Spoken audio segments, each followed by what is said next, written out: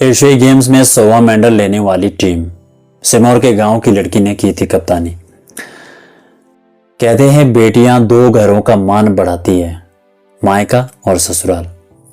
आज हम जिस बेटी के बारे में आपको बताने जा रहे हैं, उस बेटी ने इस कहावत को न केवल साकार किया बल्कि देश की लाखों बेटियों के लिए प्रेरणा बन गई।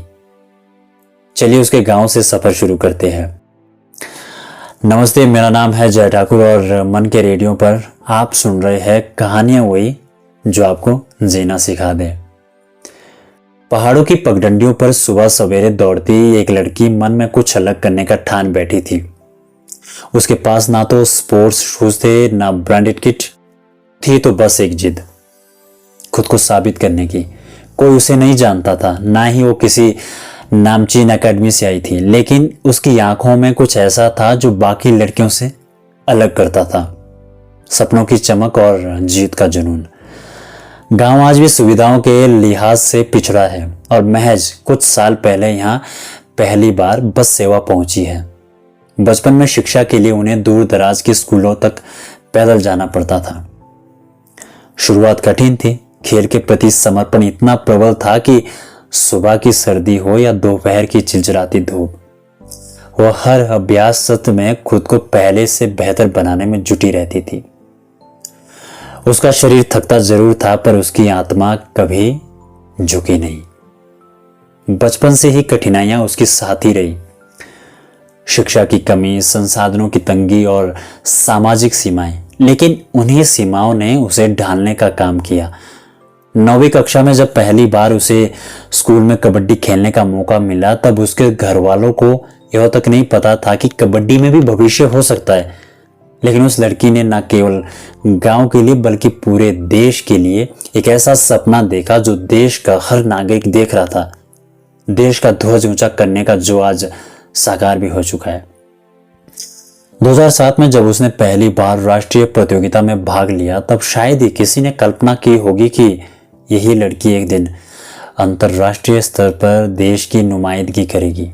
2011 में मलेशिया में आयोजित जूनियर एशियन चैंपियनशिप में टीम की कप्तानी करते हुए उसने भारत को स्वर्ण पदक दिलाया।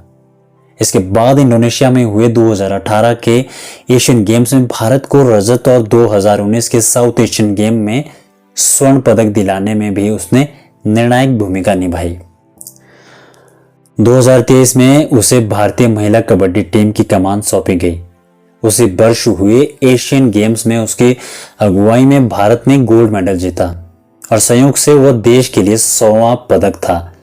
यह उपलब्धि न केवल उसके कैरियर की सबसे ऊंची चोटी बनी, बल्कि खेल इतिहास में भी दर्ज हो गई। सरकारी नौकरी के लिए उसे अपने ही प्रदेश में अपेक्षित अवसर नहीं मिले, लेकिन उसने हार नहीं मानी और 2014 में भारतीय रेलवे का दामन थाम लिया। वर्तमान में वह दक्षिण भारत में तैनात है। अपने खेल और नौकरी के बीच संतुलन बनाते हुए उसने उच्च शिक्षा भी जारी रखी। शादी की कहानी भी उतनी ही रोचक है, क्योंकि जब टीम कैंप चल रहा था तब उसे विवाह के लिए सिर्फ 4 दिन की छुट्टी मिल पाई। उसने अपने जीवन साथी के रूप में एक ऐसे व्यक्ति को चुना जो स्वयं भी अंतर्राष्ट्रीय कबड्डी खिलाड़ी है, ताकि जीवन की दिशा और सोच में तालमेल बना रहे। एक इंटरव्यू में जब उससे शादी को लेकर सवाल किया गया तो उसने मुस्कुराते हुए कहा, मेरे जीवन में खेल ही पहले था और हमेशा रहेगा। शादी के लिए भी मैंने एक खिलाड़ी को ही चुना ताकि वह मेरी राह और संघर्ष को समझ सके। वाकई यह चयन एक सोच का परिचायक था, समझ, समानता और सपनों की साझेदारी। अपनी सफलता का श्रेय वो अपने माता पिता, कोचों और पति को देती है। वो कहती है कि अगर परिवार ने उस वक्त हॉस्टल भेजने की इजाजत न दी होती तो वो आज इस ऊंचाई तक नहीं पहुंच पाती। ससुराल वालों ने भी न केवल समर्थन दिया बल्कि अर्जुन पुरस्कार मिलने पर भव्य स्वागत भी किया। वह उस क्षेत्र की पहली बहू बनी जिन्हें यह सम्मान प्राप्त हुआ। 2024 में राष्ट्रपति भवन में जाकर अर्जुन पुरस्कार ग्रहण किया तो वह क्षण केवल उसके लिए नहीं बल्कि उनके गांव, प्रदेश और पूरे देश के लिए गर्व का क्षण था। यह पुरस्कार उनकी उपलब्धियों से अधिक उनके समर्पण, संघर्ष और स्त्री शक्ति के प्रतीक के रूप में सामने आया।